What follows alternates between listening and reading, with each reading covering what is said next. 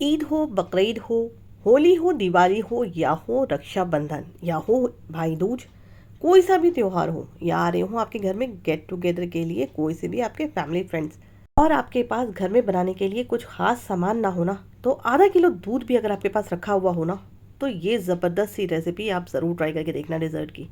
बहुत ही ज़बरदस्त है ये रेसिपी, बनाने में बहुत आसान है, खाने में बेइंतहा लजीज है। तो हे दोस्तों, अस्सलाम वालेकुम, कैसे हैं आप सब? उम्मीद करती हूँ आप सब खैरियत से होंगे। अल्हम्दुलिल्लाह हम सब भी खैरियत से हैं। तो जनाब, आज हम बनाएंगे बहुत ही आसान और बहुत ही मज़ेदार बनने वाली है लबी शीरी की रेसिपी।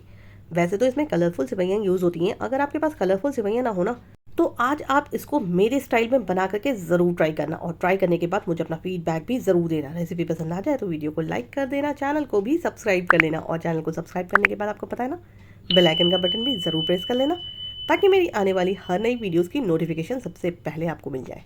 और जो मैं कम मेहनत में बहुत ही ज़बरदस्त सी रेसिपीज़ अपलोड करती हूँ ना, वो फटाफट से आपको मिल जाए और आप भी इस रेसिपीज़ का फुल मज़ा ले सकें। चलिए, बातें हो गई बहुत, अब फटाफट से हम इस ज़बरदस्त सी आसान सी रेसिपी को बनाना स्टार्ट कर लेते हैं। अब इस रेसिपी के लिए सबसे पहले हम तैयार करेंगे जेली। यहाँ पर एक जेली का बनाने का पाउच मैंने इस्तेमाल करा है। आप चाहें तो किसी भी ब्रांड का यहाँ पर पाउच ले सकते हैं। और अभी हमने गैस को बिल्कुल भी ऑन नहीं करा है। सारा पाउच का जो यहाँ पर हमारे अंदर में मटेरियल है ना, वो हम एक पैन के अंदर ऐड कर लेंगे। और साथ में इसके अंदर लिखा होता है कि आपको पानी की क्वांटिटी कितनी ऐड करनी है, आपके पाउच के ऊपर ही इंस्ट्रक्शंस लिखे हुए होते हैं। उसी हिसाब से हम इसके अंदर पानी ऐड करेंगे और पहले सारी चीज़ों को मिक्स कर लेंगे और इन्हें डिज़ोल्व कर लेंगे पानी के साथ। अब हम करेंगे, जब डिज़ोल्व हो जाएंगी ना सारी चीज़ें, तब गैस की हम फ्लेम को ऑन करेंगे और हाई फ्लेम पे हम इसको सिर्फ बॉईल आने देंगे। और जब हम इसे हाई फ्लेम पे बॉईल आने के लिए कुक करेंगे ना, तब इसे हम कंटिन्यूसली स्टर करते रहेंगे, ताकि इसके अंदर जो हल्के फुल्के जो इंग्रेडिएंट्स के जो हल्के पार्टिकल बचे हो ना, सारे के सारे परफेक्टली आपके डिज़ोल्व हो। बिल्कुल भी आपका कोई भी पार्टिकल छूटे नहीं। बहुत ही जल्दी और बहुत ही कम टाइम के अंदर ये जेली प्रिपेयर हो जाती है। आप ज़रूर इसको ट्राई करके देखना, बच्चे तो इसके फ़ैन होते हैं।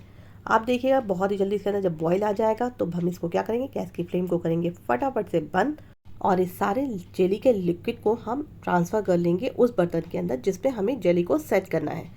मैंने तो एक बर्तन पहले से ही तैयार करके रख रखा है। इसमें हम सारे जेली का जो लिक्विड है हमारा, उसे ट्रांसफ़र कर लेंगे और रूम टेम्परेचर पे ही इसे ठंडा होने देंगे।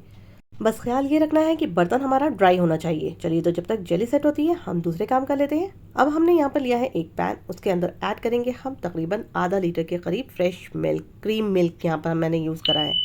लेकिन अगर आप चाहते हैं तो इसे नॉर्मल गाय के दूध में भी प्रॉपरली बना सकते हैं, टेस्ट आपको ज़बरदस्त ही आएगा। अब करना क्या है, हमें दूध को सिर्फ बॉईल आने देना है।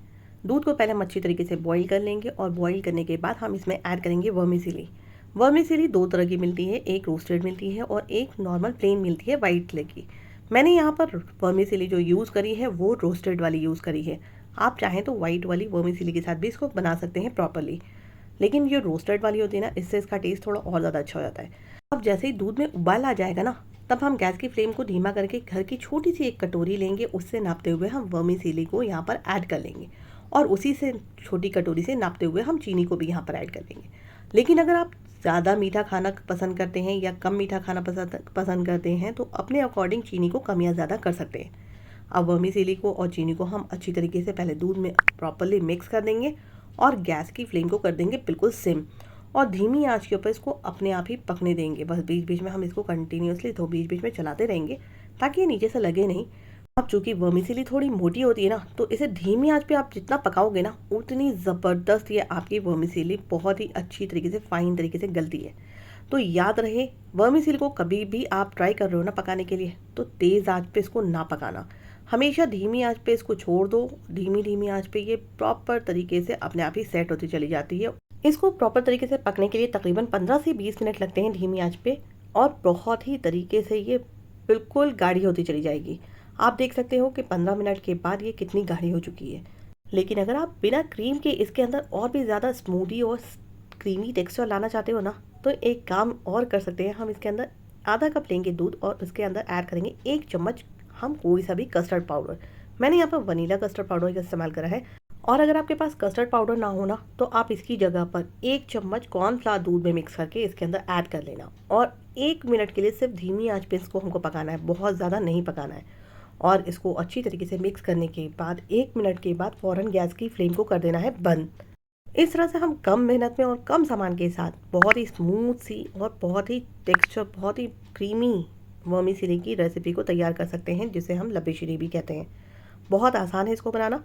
बस यहाँ पर हमें क्या करना है, गैस की फ्लेम को बंद करने के बाद हमें इसे ट्रांसफ़र कर लेना है किसी भी बोल के अंदर, जिसमें हमें इसको सेट करना है, क्योंकि ये ठंडी होने के बाद गाढ़ी अपने आप ही होगी।